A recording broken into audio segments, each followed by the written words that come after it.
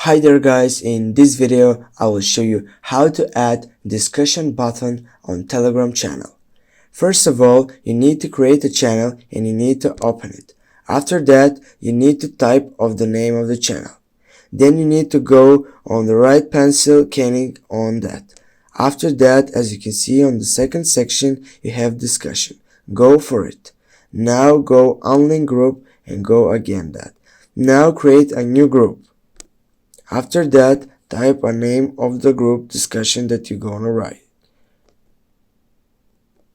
For example, this one. Go and tick it on the right side. Go tick on the right side again.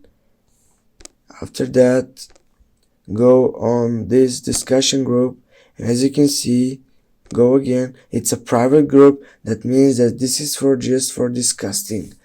Now guys, thank you so much. Thanks for watching. Make sure you hit that like and comment down below if you have something that you didn't understand in this video, and see you soon.